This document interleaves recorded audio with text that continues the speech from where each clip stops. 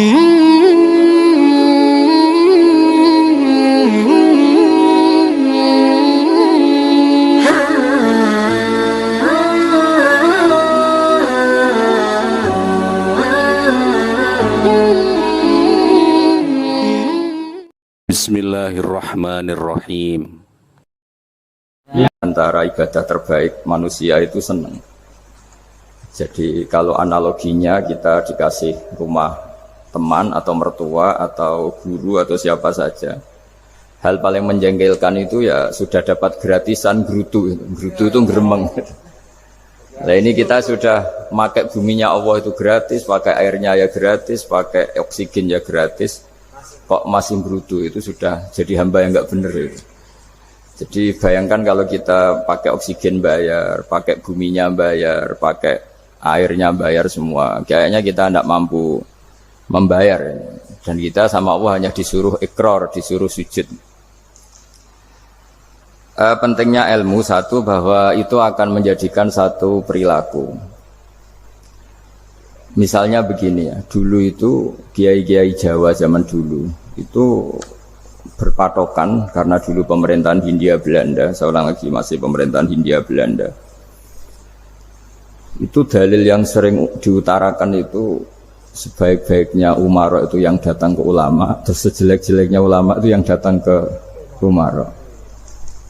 Tapi semenjak pemerintahan Indonesia dan kemudian ditandai beberapa tokoh kayak Gus Wahid putra Kiai Hasyim jadi Menteri Agama, ada Gus Wahid putra Kiai Wahab juga jadi Menteri Agama, ada Kiai Fathur Rahman keluarga Mbah Maimun, keluarga Sarang juga pernah jadi Menteri Agama.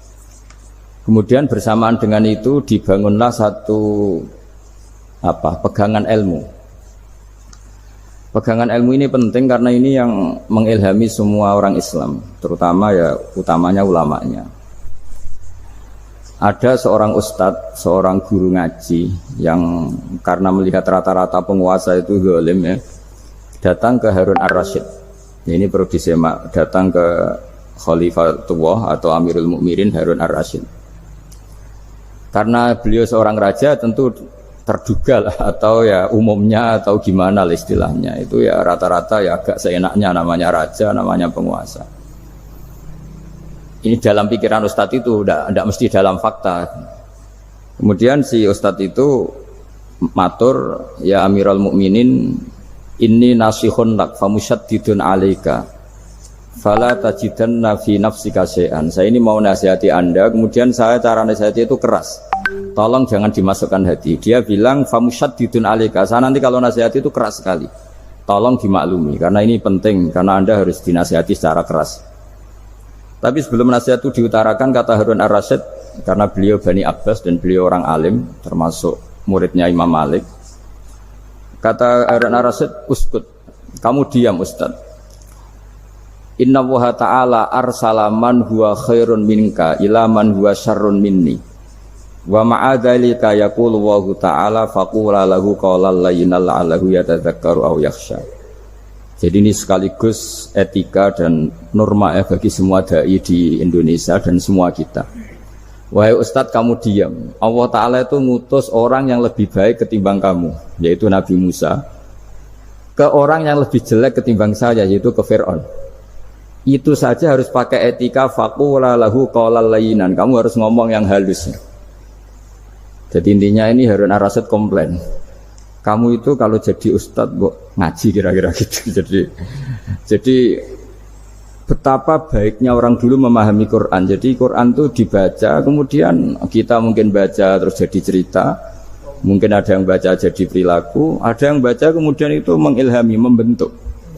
Nah kira-kira itulah yang membentuk kiai-kiai alim di NU, di beberapa pesantren maupun orang-orang alim di luar NU.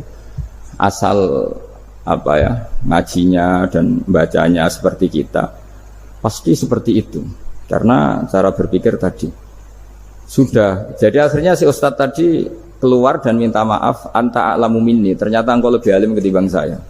Jadi kalimat famusyaddidun alaika, saya akan keras cara memberi nasihat, itu yang diket, yang dipotong, yang dibatalkan atau yang diralat oleh Khalifatullah Harun ar-Rasyid, yaitu Dikatakan inna wa ta'ala arsala man huwa khairun minka ila man huwa syarrun minni.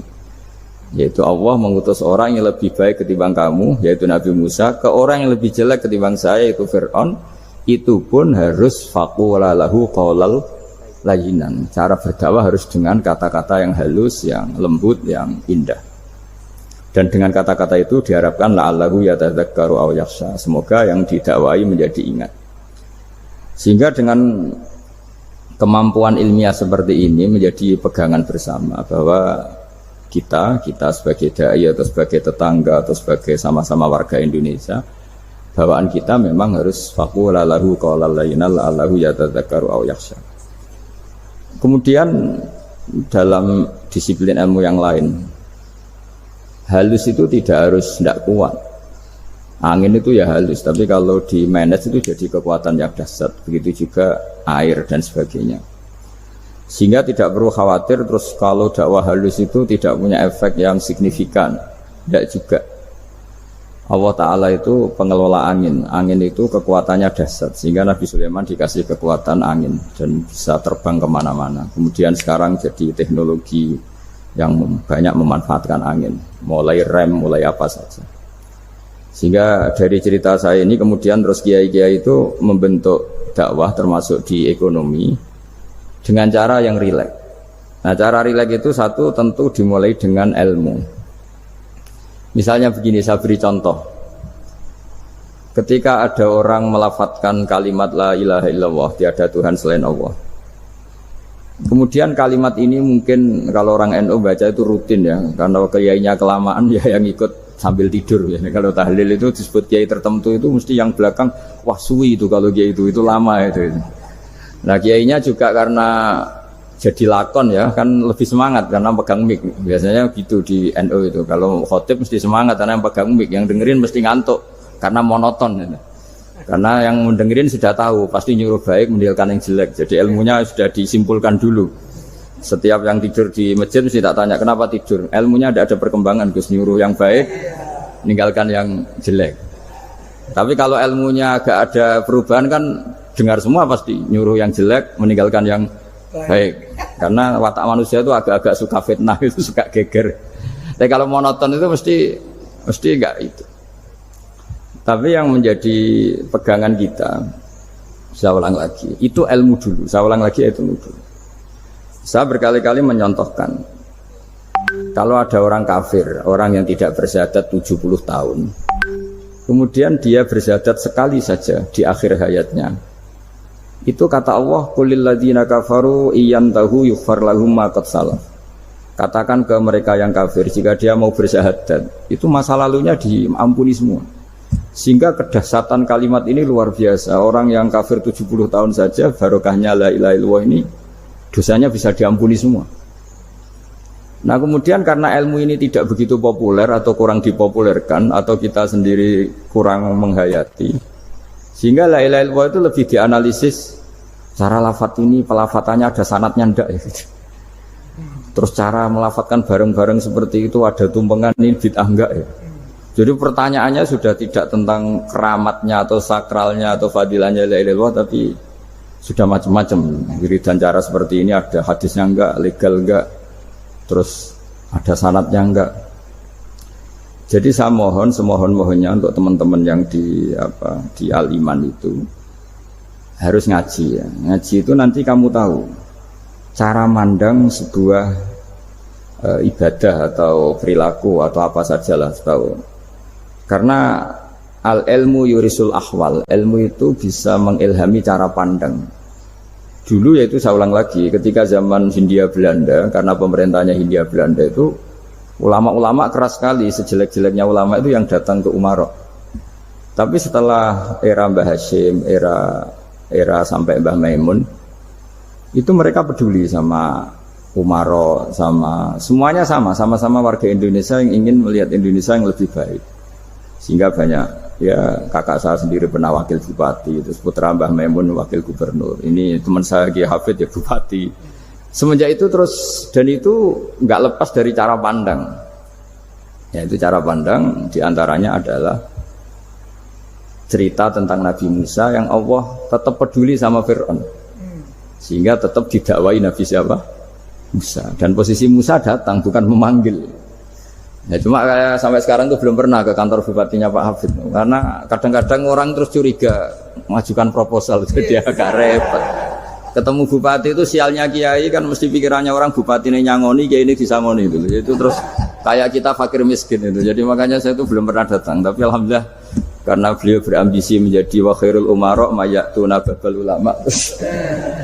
Jadi datang tapi sangat ambisius ingin mengalahkan ulama karena dia kalau datang statusnya lebih tinggi. Ya tidak apa-apa ini tawaduk tapi niatnya enggak begitu tawaduk.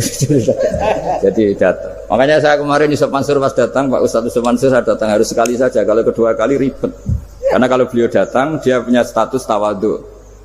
Lama-lama didatangi jadi takabur. Saya jadi yang ahli neraka, dia ahli surga. Saya kan rugi dong. Hanya rugi, gue kehilangan teh, kehilangan kopi dia. Beliau berstatus tawaduk, saya berstatus takabur kan repot. Makanya saya berharap jangan datang lagi. Karena jadi repot itu jadi repot kan. Padahal saya kalau disuruh datang ke Jakarta kayaknya ya berat. Selain sibuk juga takut ganggu saya ini. Jadi saya sering di Jakarta tapi ya tadi jarang ya. Biasanya nganggarkan waktu hanya pas saja, tidak kurang tidak lebih. Biasanya ngajar di pondoknya Pak Kures itu di Baitul Quran ya. Hanya ngajar santri-santri itu. Nah, jadi pemahaman Quran dulu itu kata Imam Ghazali. Ini sekaligus karena ada Pak Ustadz Yusuf Mansur.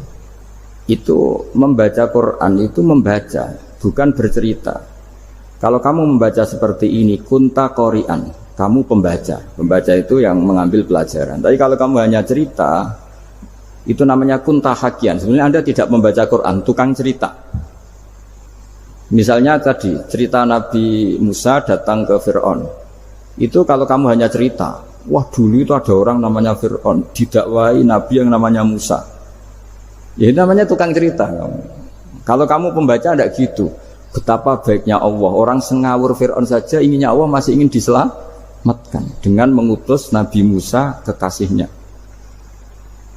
Itu namanya kunta qori'an, kamu pembaca betul, bukan kunta hakian, kamu tukang cerita. Begitu juga seterusnya tentang Quran ayat-ayat seterusnya. Sehingga yang diharapkan dari pembacaan Quran itu memang kita sebagai ahli baca, ahli mu'tabir ya, ahli yang ngambil pelajaran, bukan tukang apa? Cerita. Sehingga dulu ketika Sayyidina Umar radhiyallahu anhu ketika membuka Baitul Maqdis atau Baitul Muqaddas dan diajak syukuran, pesta-pesta makan itu. Beliau enggak mau. Ketika ditanya kenapa engkau enggak mau, alasannya itu langsung beliau baca Quran. Jadi saya punya sekian contoh. Saya ulang lagi, saya punya sekian contoh. Orang-orang dulu dengan Quran itu menyatu, bukan sekedar dihafal tapi menyatu. Sehingga bawaannya itu sudah Qurani, sudah Qurani. Saya beri contoh pertama Rasulullah SAW, nanti Umar kedua. Rasulullah itu pernah enggak makan sampai 3 hari. Terus ditanya oleh sahabat, lalu kekuatan engkau bisa hidup apa? Terus menghentikan al-aswadani, maksudnya itu tamar dan air, hanya makan kurma dan air. Tapi beliau tidak ketemu roti atau tidak ketemu nasi lah kalau orang Indonesia.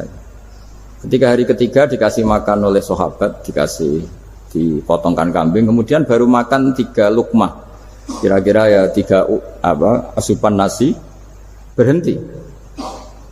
Padahal sahabat yang lapar sama dengan Rasulullah itu membayangkan Nabi itu sampai kenyang, sampai apa.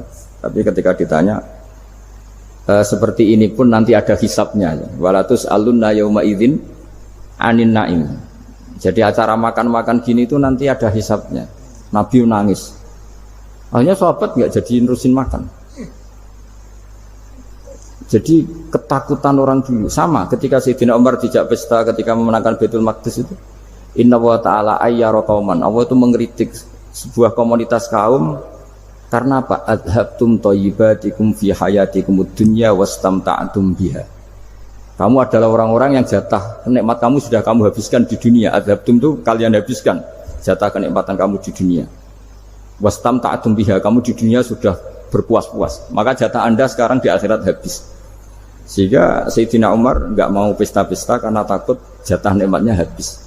Kata beliau terus astabqi thayyibati, akan saya sisakan sisi-sisi kebaikan saya supaya tidak habis. Corong Jawa itu aja dientek-entekno biar jatahnya masih.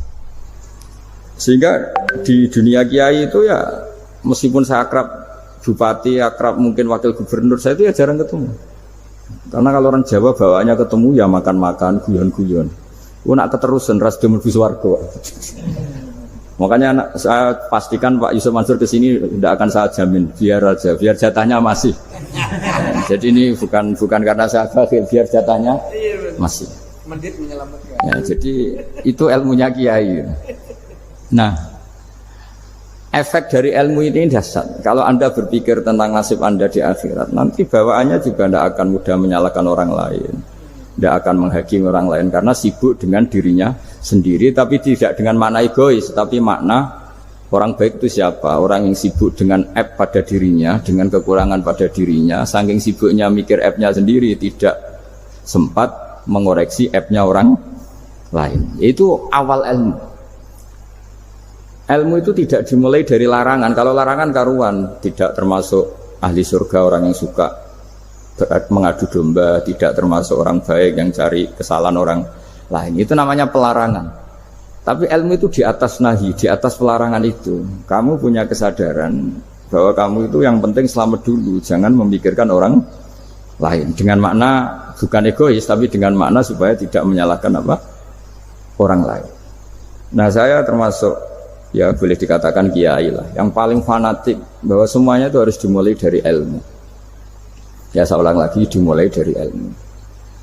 Nah, dari sini kemudian saya berharap Indonesia menjadi damai, menjadi baik. Itu bukan karena kita baik-baik banget, ya tidak mungkin kita ada nabi, tapi karena sudah sibuk dengan memikirkan kesalahan diri sendiri. Sehingga misalnya kita baca Quran, Rabbana zalamna anfusana, lalu kita langsung ingat betapa hubungan kita dengan Allah itu harus ikrar dulu, merasa zalim dulu, merasa salah dulu. Nah, kalau semua orang merasa salah di depan Allah itu mesti bawaannya enggak mudah menyalahkan orang lain, karena kita bilang Rabbana zalamna anfusana. Nah, itulah ilmu-ilmu yang mungkin banyak pembaca Quran tapi hanya baca, atau kalau baca ini tok disebut al-haqi, ahli cerita. Yang dibutuhkan tuh al-qari', pembaca kemudian mu'tabir, kemudian mau beriktibar. Seperti yang dilakukan tadi Harun Ar-Rasyid tadi. Inna wa ta'ala arsala man huwa khairun minka ila man huwa syarrun minni. Wa ma'adzalika yaqulu wa ta'ala faqula lahu qawlal layyin. Ini kamu tidak usah memaksakan musyaddid keras sama saya, karena Allah Ta'ala telah mengutus orang lebih baik ketimbang kamu, yaitu Nabi Musa, ke orang yang lebih jelek ketimbang saya, yaitu Fir'aun. Itu saja harus beretika. Faqula lahu qawlal layyinan la'allahu yatadzakkaru aw yakhsha. Dan alhamdulillah bawaan kita sebagai orang timur atau orang Jawa itu kalau mau ngandani orang itu halus sekali. Di antara bentuk kehalusan kata-kata diceritakan di ayat lain ketika Nabi Musa ketemu Fir'aun. Dawuhnya begini, fakul apa itu yang di juz 30 yang juz di juz 30 ini yang bagian dari, kan tadi hanya fakul lahu qawlal layyinan. Lahu qawlal layyinan itu bentuknya apa? Ya, bentuknya apa? Itu Nabi Musa disuruh ngendikan sama Fir'aun. Apakah kamu mau saya nasihati? Fakul halaka ila antazakka. Halaka itu pilihan, hal itu istifham, laka itu otoritatif. Jadi betapa santonya kalimat itu, fakul halaka ila antazakka. Jadi kalau dimaknani model Pak Hafid, model saya ngaji di sarang itu, halaka onoto iku kedue sira, berak bagi kamu, berak bagi Anda, apakah Anda berhak loh mendapat nasihat supaya Anda jadi orang yang lebih baik. Halaka ila antazakka. Jadi tidak kalimat perintah, tapi kalimat pilihan. Apa engkau mau saya beri nasihat? Wah dia ka ila rabbika fatakhsha. Dan saya beritahu kamu tentang Tuhan, dan kemudian kamu menjadi orang yang baik, fatakhsha, orang yang punya khasyah, punya. Jadi kayak apa kalimatnya itu? Napa jenengan kersa? Itu kalau orang Jogja, orang-orang daerah-daerah yang pernah nyugui tamu itu kan Ayo makan-makan. Itu kan kayak tamunya itu kelaparan. Masa Pak Yusuf Mansur kelaparan? Tidak mungkin kan. Masa Ustaz terkenal kelaparan kan tidak mungkin itu. Monggo nopo jenengan ngersakno. Karena bisa saja tamunya itu tidak kerso, mungkin karena darah tinggi, mungkin karena takut dianggap fakir miskin, macam-macam kan orang tidak. Itu kalimatnya itu halaka ila anta zakka. Kayak apa indahnya dakwah. Halaka ila anta zakka. Itu ada kata laka itu ya terserah jenengan mau enggak. Wa ahdiyaka ila rabbika fatakhsha. Nah, itu yang disebut membaca. Kunta qori'an la hakian. Anda benar-benar membaca Quran, bukan sekadar pencerita. Kemudian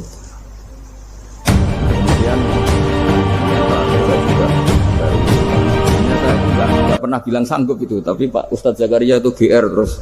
Sampai tadi pagi itu saya belum tahu kalau ada acara ini. Ya karena saya kiai, jadi kalau kiai itu kan ingatnya sama Allah saja. Kalau sama manusia itu rontok-rontok lali gitu. Itu bukan memaksa, ya memang lupa. Sejauh mana sih pentingnya manusia kan tidak penting cara ilmu tasawuf itu. Tapi karena ini titipan Rasulullah SAW terus menjadi penting kan. Dititipi umat kayak jenengan itu. Ya sudah ngaji ngatur dia ribet itu. Kiai ini biasa ngaji kan, kiainya yang ngatur santri ini enggak. Pak Yai ngaji tanggal ini jam ini. Itu kan mengabaikan semua aktivitas kiai. Padahal jam ini mungkin saya punya jam. Mungkin jalan-jalan atau ngaji atau mutolaah atau munajat. Gara-gara Pak Zakaria ini kan terus Mas Tamam ini yang provokasi. Harus ngaji di jam ini, tema ini. Saya itu kalau ngaji ditentukan tema itu, ini memang saya agak keras di bab ini. Itu kayak ibarat gini loh. Saya ini dokter, kemudian ada orang yang sakitnya itu jantung, terus bilang ke saya, Pak dokter sembuhkan kukul saya. Wong penyakit ekstrimnya itu jantung, kok bila disembuhkan apa? Kukul. Kan gak penting, sembuh tidak sembuh, kukul itu kan gak penting, jerawat itu. Kiai itu tahu kesalahan paling fatal manusia itu akidah. Jadi kadang-kadang mintanya ilmu yang tidak akidah, yang gak penting. Jadi kadang-kadang kiai itu ya digurui betul kalau di Indonesia. Misalnya, ini tidak nyindir loh, memang marah betul kalau di bab-bab seperti ini. Tapi ini biar jadi ilmu masif, ilmu yang general. Saya ulang lagi ya, Anda jadi dokter, tahu pasien Anda ini penyakit jantung kronis atau sudah fatal lah sudah. Terus orang itu bilang, Pak Yai, itu Pak dokter, tolong obati kulit saya supaya tidak jerawatan. Kamu bilang ini orang aneh enggak? Aneh kan? Nah, kiai juga gitu. Saya sering itu ada orang mau haji gitu, Gus doain saya jadi haji mabrur. Pernah belajar haji Pak? Dereng. Mungkin enggak orang belum belajar nyupir terus kemudian minta didoain, Gus saya mau nyupir doain selamat. Mau nyupir aja enggak bisa kok minta doa selamat. Harusnya urutannya kan belajar dulu baru minta doa. Tapi kali ini aliman bener ngajaknya akidah dulu, ahli sunnah kan. Ya itu bener karena akidah itu hal yang prinsip memang harus. Kalau kebetulan nggak bener taruh visi betul. Untungnya kok temanya bener. Jadi saya mohon ke seluruh orang-orang yang mau ngaji ke kiai itu tema itu biar yang milih kiai supaya tahu prioritas yang harus benahin. Jangan tema yang kita yang milih. Jangan-jangan tema yang kita pilih itu tidak mendesak atau tidak penting. Ini bukan apa-apa. Ini saking ingin baik saya ya, keinginan baik saya supaya dulu zaman sahabat ya gitu. Kalau ada pertanyaan salah sama Nabi dibenerin, cuma Nabi terlalu bijak. Cara benerin tuh enak. Kalau saya karena tidak Nabi saja ya agak-agak kasar kan. Kalau tidak Nabi tidak wajib bener terus. Yang wajib bener terus itu Nabi. Saya beri contoh. Ya. Nabi itu ngendikan tentang kiamat. Kiamat itu dahsyat, mengerikan gini-gini. Kalau pikirannya orang kampung itu begini. Nabi ini aneh. Cerita kiamat dahsyat tapi nggak ada tanggalnya, ada tahunnya. Harusnya ada dong biar kita bisa persiapan. Sehingga Nabi disomasi di tengah-tengah khutbah itu, ya Rasulullah mata sa'ah. Nah, karena ini orang Bedui, Nabi nggak dengerin, diulang lagi. Mata sa'ah ya Rasulullah. Ketika Nabi mengabaikan itu ada dua kelompok sahabat, yang satu bilang lam yasma, Nabi tidak dengar sehingga mengabaikan. Yang kedua bilang sami'a wa kariha, Nabi sebenarnya mendengar tapi tidak berkenan. Tapi diulang lagi ketiganya, ya Rasulullah mata sa'ah. Akhirnya Nabi jawab, mau tidak mau, karena kalau enggak ya namanya orang Bedui ngomong terus. Nabi balik tanya, Ya karena cara berpikir dia kalau kiamat itu jelas kapannya kan bisa persiapan itu. Paling enggak pas mau kiamat terus pas ngaji Quran apa kan bisa persiapan itu. Akhirnya Nabi balik tanya, ma'atatalaha. Kalau kamu berani tanya kiamat, lalu persiapan kamu apa? Ya terus orang itu bilang masyhur tuh, ma'atatulaha kabira sholatin wala siyamin wala kadza wa kadza walakinni uhibbuka. Saya sebenarnya tidak punya persiapan ya Rasulullah, cuma persiapan banyak puasa ya enggak, banyak sholat enggak, tapi saya mencintai engkau. Terus masyhur itu jadi hadis paling legenda, almar'u ma'aman ahabba. Sebagian disebut anta ma'aman ahbabta. Ini kata semua sahabat yang di masjid. Si Bedui ini orang paling dibenci sahabat karena mengganggu Nabi saat khutbah. Tapi akhirnya ini menjadi orang paling dicintai sahabat karena barokahnya itu hadis itu keluar secara terbuka. Almar'u ma'aman ahabba. Sebagian riwayat yukhsyarul mar'u ma'aman ahabba. Nanti orang akan sowan sama Allah bersama orang yang mereka cinta. Itu sahabat-sahabat fama farihu ba'dal Islam farahahum biadal hadis. Mereka tidak pernah senang setelah masuk Islam sesenang hadis ini. Karena kita tidak perlu soleh-soleh banget, cukup nyintai orang apa? Soleh gitu. Makanya saya sekali bilang itu ya, kadang-kadang saya jadi orang alim itu ya rugi. Ruginya tadi. Misalnya ya, untuk menjadi orang alim kan harus hafal Quran, ngaji Bukhari, Muslim, Ikhya. Ternyata pengumuman kedua orang nggak bisa apa-apa. Gelombang kedua para pecinta, waduh, itu kan repot ya. Jadi.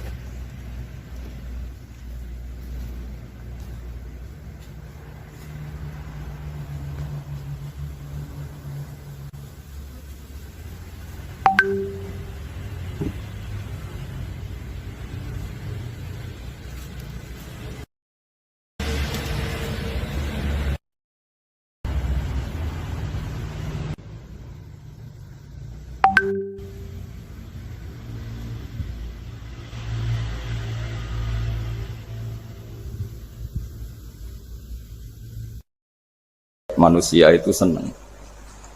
Jadi kalau analoginya kita dikasih rumah teman atau mertua atau guru atau siapa saja, hal paling menjengkelkan itu ya sudah dapat gratisan gerutu. Gerutu itu gremeng.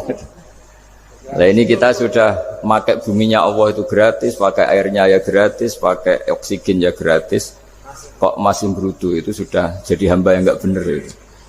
Jadi bayangkan kalau kita pakai oksigen bayar, pakai buminya bayar, pakai airnya bayar semua, kayaknya kita tidak mampu membayar. Dan kita sama Allah hanya disuruh ikrar, disuruh sujud. Pentingnya ilmu satu bahwa itu akan menjadikan satu perilaku. Misalnya begini ya, dulu itu kiai-kiai Jawa zaman dulu itu berpatokan karena dulu pemerintahan Hindia Belanda, saya ulang lagi masih pemerintahan Hindia Belanda. Itu dalil yang sering diutarakan itu sebaik-baiknya umara itu yang datang ke ulama, terus sejelek-jeleknya ulama itu yang datang ke umara. Tapi semenjak pemerintahan Indonesia dan kemudian ditandai beberapa tokoh kayak Gus Wahid putra Kiai Hasyim jadi Menteri Agama, ada Gus Wahid putra Kiai Wahab juga jadi Menteri Agama, ada Kiai Fatur Rahman keluarga Mbah Maimun, keluarga Sarang juga pernah jadi Menteri Agama. Kemudian bersamaan dengan itu dibangunlah satu pegangan ilmu. Pegangan ilmu ini penting karena ini yang mengilhami semua orang Islam, terutama ya utamanya ulamanya.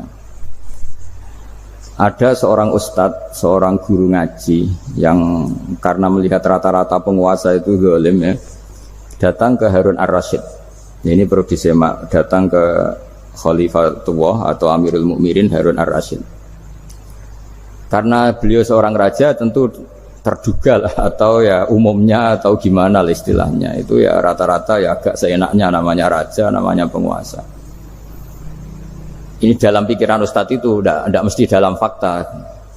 Kemudian si ustadz itu matur, ya Amirul Mukminin, inni nasihun lak famusyaddidun alaika fala tajidanna fi nafsika syai'an. Saya ini mau nasihati Anda, kemudian saya cara nasihati itu keras. Tolong jangan dimasukkan hati. Dia bilang famusyaddidun alaika. Saya nanti kalau nasihati itu keras sekali. Tolong dimaklumi karena ini penting, karena Anda harus dinasihati secara keras. Tapi sebelum nasihat itu diutarakan, kata Harun Ar-Rasyid, karena beliau Bani Abbas dan beliau orang alim, termasuk muridnya Imam Malik. Kata Harun Ar-Rasyid, uskut, kamu diam Ustaz. Inna Allaha ta'ala arsala man huwa khairun minka ila man huwa syarrun minni. Wa ma'adzalika yaqulu Allahu ta'ala faqula lahu qawlan layyinan la'allahu yatadzakkaru aw yakhsha. Jadi ini sekaligus etika dan norma ya bagi semua dai di Indonesia dan semua kita. Wahai Ustadz, kamu diam. Allah Ta'ala itu ngutus orang yang lebih baik ketimbang kamu, yaitu Nabi Musa, ke orang yang lebih jelek ketimbang saya, yaitu ke Fir'aun. Itu saja harus pakai etika faqula lahu qawlan layyinan. Kamu harus ngomong yang halus. Jadi intinya ini Harun Ar-Rasyid komplain. Kamu itu kalau jadi ustadz ngaji kira-kira gitu. Jadi betapa baiknya orang dulu memahami Quran. Jadi Quran itu dibaca, kemudian kita mungkin baca terus jadi cerita, mungkin ada yang baca jadi perilaku, ada yang baca kemudian itu mengilhami, membentuk. Nah kira-kira itulah yang membentuk kiai-kiai alim di NU, di beberapa pesantren maupun orang-orang alim di luar NU. Asal apa ya, ngajinya dan bacanya seperti kita, pasti seperti itu. Karena cara berpikir tadi sudah, jadi akhirnya si ustadz tadi keluar dan minta maaf, anta a'lamu minni, ternyata engkau lebih alim ketimbang saya. Jadi kalimat famusyaddidun alaika, saya akan keras cara memberi nasihat, itu yang diket, yang dipotong, yang dibatalkan atau yang diralat oleh Khalifatul Harun Ar-Rasyid. Yaitu dikatakan Inna Allaha ta'ala arsala man huwa khairun minka ila man huwa syarrun minni. Yaitu Allah mengutus orang yang lebih baik ketimbang kamu, yaitu Nabi Musa, ke orang yang lebih jelek ketimbang saya, yaitu Fir'aun. Itu pun harus faqula lahu qawlal layyinan. Cara berdakwah harus dengan kata-kata yang halus, yang lembut, yang indah. Dan dengan kata-kata itu diharapkan la'allahu yatadzakkaru aw yakhsha. Semoga yang didakwai menjadi ingat. Sehingga dengan kemampuan ilmiah seperti ini menjadi pegangan bersama bahwa kita sebagai dai atau sebagai tetangga atau sebagai sama-sama warga Indonesia, bawaan kita memang harus faqula lahu qawlan layyinan la'allahu yatadzakkaru aw yakhsha.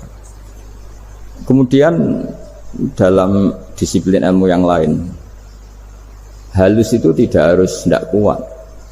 Angin itu ya halus, tapi kalau di manage itu jadi kekuatan yang dahsyat. Begitu juga air dan sebagainya. Sehingga tidak perlu khawatir terus kalau dakwah halus itu tidak punya efek yang signifikan. Tidak juga. Allah Ta'ala itu pengelola angin. Angin itu kekuatannya dahsyat. Sehingga Nabi Sulaiman dikasih kekuatan angin dan bisa terbang kemana-mana. Kemudian sekarang jadi teknologi yang banyak memanfaatkan angin. Mulai rem, mulai apa saja. Sehingga dari cerita saya ini kemudian terus kiai-kiai itu membentuk dakwah termasuk di ekonomi dengan cara yang rileks. Nah cara rileks itu satu tentu dimulai dengan ilmu. Misalnya begini, saya beri contoh. Ketika ada orang melafadzkan kalimat la ilaha illallah, tiada Tuhan selain Allah. Kemudian kalimat ini mungkin kalau orang NU baca itu rutin ya, karena kiainya kelamaan ya yang ikut sambil tidur ya. Kalau tahlil itu disebut kiai tertentu itu mesti yang belakang wah suwi itu kalau kiai itu lama itu. Nah kiainya juga karena jadi lakon ya kan lebih semangat karena pegang mic. Biasanya gitu di NU itu. Kalau khotib mesti semangat karena yang pegang mic, yang dengerin mesti ngantuk karena monoton gitu. Karena yang mendengerin sudah tahu pasti nyuruh baik meninggalkan yang jelek. Jadi ilmunya sudah disimpulkan dulu. Setiap yang tidur di masjid mesti tak tanya kenapa tidur. Ilmunya ada perkembangan, Gus, nyuruh yang baik, meninggalkan yang jelek. Tapi kalau ilmunya agak ada perubahan kan dengar semua pasti nyuruh yang jelek, meninggalkan yang baik. Karena watak manusia itu agak-agak suka fitnah, itu suka geger. Tapi kalau monoton itu mesti enggak itu. Tapi yang menjadi pegangan kita, saya ulang lagi, itu ilmu dulu. Saya ulang lagi itu ilmu dulu. Saya berkali-kali menyontohkan, kalau ada orang kafir, orang yang tidak bersyahadat 70 tahun, kemudian dia bersyahadat sekali saja di akhir hayatnya, itu kata Allah, qulil ladzina kafaru iyantahu yughfar lahum ma qad salaf. Katakan ke mereka yang kafir, jika dia mau bersyahadat, itu masa lalunya diampuni semua. Sehingga kedahsyatan kalimat ini luar biasa. Orang yang kafir 70 tahun saja, barokahnya la ilaha illallah ini, dosanya bisa diampuni semua. Nah kemudian karena ilmu ini tidak begitu populer atau kurang dipopulerkan, atau kita sendiri kurang menghayati, sehingga la ilaha illallah itu lebih dianalisis cara lafadz ini, pelafatannya ada sanadnya ndak ya. Terus cara melafatkan bareng-bareng seperti itu ada tumpengan ini bid'ah enggak ya. Jadi pertanyaannya sudah tidak tentang keramatnya atau sakralnya atau fadilahnya la ilaha illallah, tapi sudah macam-macam. Dan cara seperti ini ada hadisnya enggak, legal enggak, terus ada sanadnya enggak. Jadi saya mohon semohon-mohonnya untuk teman-teman yang di Al-Iman itu harus ngaji ya. Ngaji itu nanti kamu tahu cara mandang sebuah ibadah atau perilaku atau apa sajalah tahu. Karena al-ilmu yurisul ahwal, ilmu itu bisa mengilhami cara pandang. Dulu yaitu saya ulang lagi, ketika zaman Hindia Belanda, karena pemerintahnya Hindia Belanda itu ulama-ulama keras sekali, sejelek-jeleknya ulama itu yang datang ke Umarok. Tapi setelah era Mbah Hashim, era sampai Mbah Maimun, itu mereka peduli sama Umarok, sama semuanya sama-sama warga Indonesia yang ingin melihat Indonesia yang lebih baik. Sehingga banyak, ya kakak saya sendiri pernah wakil bupati, terus putra Mbah Maimun wakil gubernur, ini teman saya Kiai Hafid ya bupati. Semenjak itu terus, dan itu nggak lepas dari cara pandang. Ya itu cara pandang diantaranya adalah cerita tentang Nabi Musa yang Allah tetap peduli sama Fir'aun, sehingga tetap didakwai Nabi siapa? Musa. Dan posisi Musa datang bukan memanggil. Ya cuma kayak sampai sekarang tuh belum pernah ke kantor bupatinya Pak Hafid, karena kadang-kadang orang terus curiga mengajukan proposal, jadi agak repot. Ketemu bupati itu sialnya kiai kan mesti pikirannya orang bupati ini nyangoni, kiai ini disangoni itu terus kayak kita fakir miskin itu. Jadi makanya saya itu belum pernah datang, tapi alhamdulillah karena beliau berambisi menjadi wa khairul umara mayatuna babal ulama. Jadi datang tapi sangat ambisius ingin mengalahkan ulama, karena dia kalau datang statusnya lebih tinggi. Ya tidak apa-apa, ini tawaduk tapi niatnya agak begitu tawaduk. Jadi datang. Makanya saya kemarin Yusuf Mansur pas datang, Pak Ustadz Yusuf Mansur saya datang harus sekali saja, kalau kedua kali ribet. Karena kalau beliau datang dia punya status tawaduk. Lama-lama didatangi jadi takabur, saya jadi yang ahli neraka, dia ahli surga. Saya kan rugi dong. Artinya rugi, gue kehilangan teh, kehilangan kopi, beliau berstatus tawaduk, saya berstatus takabur, kan repot. Makanya saya berharap jangan datang lagi. Karena jadi repot itu, jadi repot kan. Padahal saya kalau disuruh datang ke Jakarta kayaknya ya berat, selain sibuk juga takut ganggu saya. Jadi saya sering di Jakarta tapi ya tadi jarang ya. Biasanya nganggarkan waktu hanya pas saja, tidak kurang tidak lebih. Biasanya ngajar di pondoknya Pak Kures itu di Baitul Quran ya. Hanya ngajar santri-santri itu. Nah, jadi pemahaman Quran dulu itu kata Imam Ghazali, ini sekaligus karena ada Pak Ustadz Yusuf Mansur, itu membaca Quran itu membaca, bukan bercerita. Kalau kamu membaca seperti ini, kunta qori'an, kamu pembaca. Pembaca itu yang mengambil pelajaran. Tapi kalau kamu hanya cerita, itu namanya kunta hakian. Sebenarnya Anda tidak membaca Quran, tukang cerita. Misalnya tadi cerita Nabi Musa datang ke Fir'aun. Itu kalau kamu hanya cerita, wah dulu itu ada orang namanya Fir'aun didakwai Nabi yang namanya Musa. Ya namanya tukang cerita. Kalau kamu pembaca tidak gitu. Betapa baiknya Allah, orang sengawur Fir'aun saja inginnya Allah masih ingin diselamatkan dengan mengutus Nabi Musa kekasihnya. Itu namanya kunta qori'an, kamu pembaca betul, bukan kunta hakian, kamu tukang cerita. Begitu juga seterusnya tentang Quran, ayat-ayat seterusnya. Sehingga yang diharapkan dari pembacaan Quran itu memang kita sebagai ahli baca, ahli mu'tabir ya, ahli yang ngambil pelajaran, bukan tukang apa? cerita. Sehingga dulu ketika Sayyidina Umar radhiyallahu anhu ketika membuka Baitul Maqdis atau Baitul Muqaddas dan diajak syukuran, pesta-pesta makan itu, beliau nggak mau. Ketika ditanya kenapa engkau nggak mau, alasannya itu langsung beliau baca Quran. Jadi saya punya sekian contoh. Saya ulang lagi, saya punya sekian contoh. Orang-orang dulu dengan Quran itu menyatu, bukan sekedar dihafal tapi menyatu. Sehingga bawaannya itu sudah Qurani, sudah Qurani. Saya beri contoh pertama Rasulullah SAW, nanti Umar kedua. Rasulullah itu pernah nggak makan sampai 3 hari. Terus ditanya oleh sahabat, lalu kekuatan engkau bisa hidup apa? Terus menghentikan al-aswadani, maksudnya itu tamar dan air, hanya makan kurma dan air. Tapi beliau tidak ketemu roti atau nggak ketemu nasi lah kalau orang Indonesia. Ketika hari ketiga dikasih makan oleh sahabat, dipotongkan kambing, kemudian baru makan 3 lukmah, kira-kira ya 3 asupan nasi, berhenti. Padahal sahabat yang lapar sama dengan Rasulullah itu membayangkan Nabi itu sampai kenyang, sampai apa. Tapi ketika ditanya, seperti ini pun nanti ada hisabnya. Walatus alunna yauma idzin anin naim. Jadi acara makan-makan gini itu nanti ada hisabnya. Nabi nangis. Akhirnya sahabat nggak jadi nerusin makan. Jadi ketakutan orang dulu sama ketika Sayyidina Umar dijak pesta ketika memenangkan Baitul Maqdis itu. Inna wa ta'ala ayyara qauman. Allah itu mengkritik sebuah komunitas kaum karena apa? Adhabtum thayyibatikum fi hayatikumud dunya wastamta'tum biha. Kamu adalah orang-orang yang jatah nikmat kamu sudah kamu habiskan di dunia. Adhabtum itu kalian habiskan jatah kenikmatan kamu di dunia. Wastamta'tum biha, kamu di dunia sudah berpuas-puas. Maka jatah Anda sekarang di akhirat habis. Sehingga Sayyidina Umar enggak mau pesta-pesta karena takut jatah nikmatnya habis. Kata beliau terus, astabqi thayyibati, akan saya sisakan sisi-sisi kebaikan saya supaya tidak habis. Corong Jawa itu jadi entek-entekno biar jatahnya masih. Sehingga di dunia kiai itu ya meskipun saya akrab bupati, akrab mungkin wakil gubernur, saya itu ya jarang ketemu. Karena kalau orang Jawa bawaannya ketemu ya makan-makan, guyon-guyon. Nak keterusan ras mlebu swarga. Makanya saya pastikan Pak Yusuf Mansur ke sini tidak akan saya jamin, biar aja, biar jatahnya masih.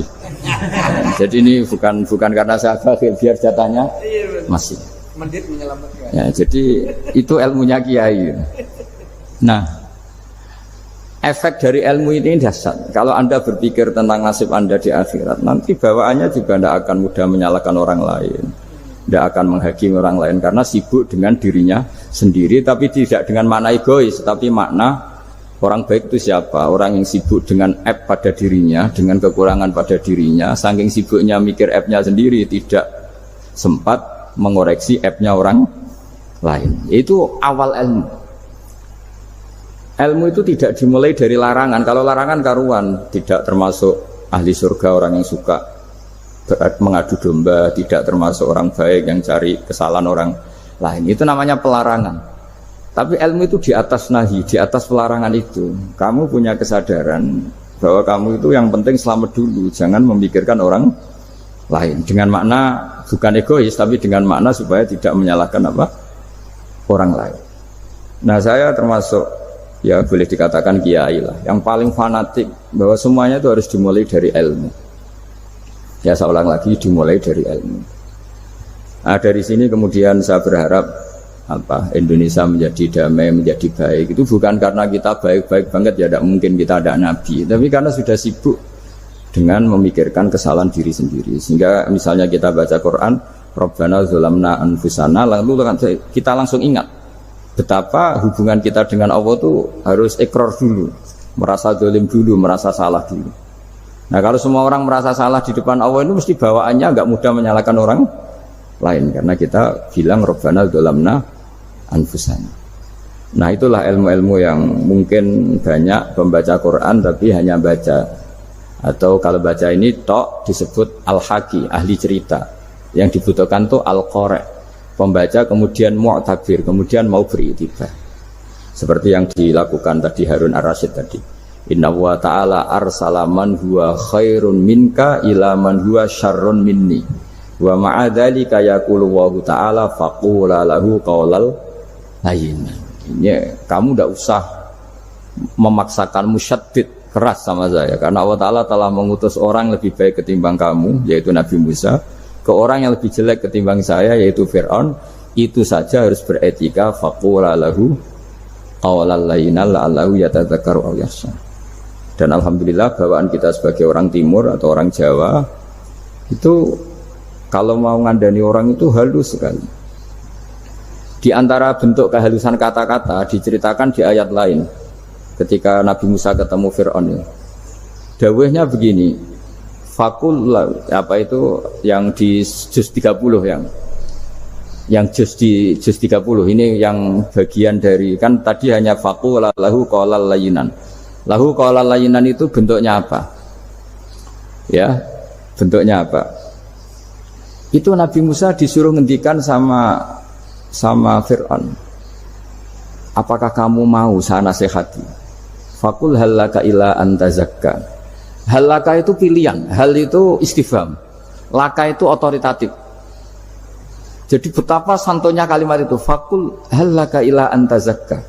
Jadi kalau dimaknani model Pak Hafid, model saya ngaji di sarang itu, halaka onoto iku kedue siro, berhak bagi kamu, berhak bagi anda, apakah anda berhak loh mendapat nasihat supaya anda jadi orang yang lebih baik. Halaka ila antazakka. Jadi tidak kalimat perintah, tapi kalimat pilihan. Apa engkau mau saya beri nasihat? Wahdiyaka ila rabbika fatakhsha. Dan saya beritahu kamu tentang Tuhan, dan kemudian kamu menjadi orang yang baik, fatakhsha, orang yang punya khasyah, punya. Jadi kayak apa kalimatnya itu? Napa jenengan kerso? Itu kalau orang Jogja, orang-orang daerah-daerah yang pernah nyuguhi tamu itu kan, ayo makan-makan. Itu kan kayak tamunya itu kelaparan. Masa Pak Isu Mansur kelaparan? Tidak mungkin kan. Masa Ustaz terkenal kelaparan kan tidak mungkin. Monggo, nopo jenengan ngersakno. Karena bisa saja tamunya itu tidak kerso, mungkin karena darah tinggi, mungkin karena takut dianggap fakir miskin, macam-macam kan orang tidak. Itu kalimatnya itu halaka ila antazakka. Kayak apa indahnya dakwah. Halaka ila antazakka itu ada kata laka itu ya terserah jenengan mau enggak. Wa ahdiyaka ila rabbika fatakhsha. Nah, itu yang disebut membaca. Kunta qori'an la hakian. Anda benar-benar membaca Quran, bukan sekadar pencerita. Nah, kemudian ini yang terakhir saya juga baru, sebenarnya saya itu nggak pernah bilang sanggup itu, tapi Pak Ustadz Zakaria itu GR terus sampai tadi pagi itu saya belum tahu kalau ada acara ini. Ya karena saya kiai, jadi kalau kiai itu kan ingatnya sama Allah saja, kalau sama manusia itu rontok-rontok lali gitu. Itu bukan memaksa, ya memang lupa. Sejauh mana sih pentingnya manusia kan tidak penting cara ilmu tasawuf itu. Tapi karena ini titipan Rasulullah SAW terus menjadi penting kan. Dititipi umat kayak jenengan itu. Ya sudah ngaji ngatur dia ribet itu. Kiai ini biasa ngaji kan, kiainya yang ngatur santri ini enggak. Pak Yai ngaji tanggal ini jam ini. Itu kan mengabaikan semua aktivitas kiai. Padahal jam ini mungkin saya punya jam. Mungkin jalan-jalan atau ngaji atau mutolaah atau munajat. Gara-gara Pak Zakaria ini kan terus Mas Tamam ini yang provokasi. Harus ngaji di jam ini, tema ini. Saya itu kalau ngaji ditentukan tema itu, ini memang saya agak keras di bab ini. Itu kayak ibarat ini. Saya ini dokter, kemudian ada orang yang sakitnya itu jantung, bilang ke saya, Pak dokter sembuhkan kukul saya. Wong penyakit ekstrimnya itu jantung, kok bila disembuhkan apa? Kukul. Kan gak penting, sembuh tidak sembuh, pukul itu kan gak penting, jerawat itu. Kiai itu tahu kesalahan paling fatal manusia itu akidah. Jadi kadang-kadang mintanya ilmu yang tidak akidah, yang gak penting. Jadi kadang-kadang kiai itu ya digurui betul kalau di Indonesia itu. Misalnya, ini tidak nyindir loh, memang marah betul kalau di bab-bab seperti ini. Tapi ini biar jadi ilmu masif, ilmu yang general. Saya ulang lagi ya, Anda jadi dokter, tahu pasien Anda ini penyakit jantung kronis atau sudah fatal lah sudah. Terus orang itu bilang, Pak Yai, itu Pak dokter, tolong obati kulit saya supaya tidak jerawatan. Kamu bilang ini orang aneh enggak? Aneh kan? Nah, kiai juga gitu. Saya sering itu ada orang mau haji gitu, Gus doain saya jadi haji mabrur. Pernah belajar haji Pak? Dereng. Mungkin nggak orang belum belajar nyupir terus kemudian minta didoain, Gus saya mau nyupir doain selamat. Mau nyupir aja nggak bisa kok minta doa selamat. Harusnya urutannya kan belajar dulu baru minta doa. Tapi kali ini Aliman bener ngajaknya akidah dulu, ahli sunnah kan. Ya itu bener karena akidah itu hal yang prinsip memang harus. Kalau kebetulan nggak bener tak revisi betul. Untungnya kok temanya bener. Jadi saya mohon ke seluruh orang-orang yang mau ngaji ke kiai itu tema itu biar yang milih kiai supaya tahu prioritas yang harus benahin. Jangan tema yang kita yang milih, jangan-jangan tema yang kita pilih itu tidak mendesak atau tidak penting. Ini bukan apa-apa, ini saking ingin baik saya ya, keinginan baik saya supaya dulu zaman sahabat ya gitu. Kalau ada pertanyaan salah sama Nabi dibenerin, cuma Nabi terlalu bijak. Cara benerin tuh enak. Kalau saya karena tidak Nabi saja ya agak-agak kasar kan. Kalau tidak Nabi tidak wajib bener terus. Yang wajib bener terus itu Nabi. Saya beri contoh. Ya. Nabi itu ngendikan tentang kiamat. Kiamat itu dahsyat, mengerikan gini-gini. Kalau pikirannya orang kampung itu begini. Nabi ini aneh. Cerita kiamat dahsyat tapi nggak ada tanggalnya, ada tahunnya. Harusnya ada dong biar kita bisa persiapan. Sehingga Nabi disomasi di tengah-tengah khutbah itu, ya Rasulullah mata sa'ah. Nah, karena ini orang Bedui, Nabi nggak dengerin, diulang lagi. Mata sa'ah ya Rasulullah. Ketika Nabi mengabaikan itu ada dua kelompok sahabat, yang satu bilang lam yasma, Nabi tidak dengar sehingga mengabaikan. Yang kedua bilang sami'a wa kariha, Nabi sebenarnya mendengar tapi tidak berkenan. Tapi diulang lagi ketiganya, ya Rasulullah mata sa'ah. Akhirnya Nabi jawab, mau tidak mau, karena kalau enggak ya dia, namanya orang Bedui ngomong terus. Nabi balik tanya, ya karena cara berpikir dia kalau kiamat itu jelas kapannya kan bisa persiapan itu. Paling enggak pas mau kiamat terus pas ngaji Quran, apa kan bisa persiapan itu. Akhirnya Nabi balik tanya, ma'at tatalaha. Kalau kamu berani tanya kiamat, lalu persiapan kamu apa? Ya terus orang itu bilang masyhur tuh ma'adatullah kabira sholatin wala siyamin wala kada wa kada walakinni uhibbuka. Saya sebenarnya tidak punya persiapan ya Rasulullah, cuma persiapan banyak puasa ya enggak, banyak sholat enggak, tapi saya mencintai engkau. Terus masyhur tuh jadi hadis paling legenda almar'u ma'aman ahabba, sebagian disebut anta ma'aman ahbabta. Ini kata semua sahabat yang di masjid. Si Bedui ini orang paling dibenci sahabat karena mengganggu Nabi saat khutbah, tapi akhirnya ini menjadi orang paling dicintai sahabat karena barokahnya itu hadis itu keluar secara terbuka, almar'u ma'aman ahabba. Sebagian riwayat yukhsyarul mar'u ma'aman ahabba, nanti orang akan sowan sama Allah bersama orang yang mereka cinta. Itu sahabat-sahabat fama farihu ba'dal Islam farahahum biadal hadis. Mereka tidak pernah senang setelah masuk Islam sesenang hadis ini, karena kita tidak perlu soleh-soleh banget, cukup nyintai orang apa. وصلى الله على سيدنا محمد والحمد لله رب العالمين.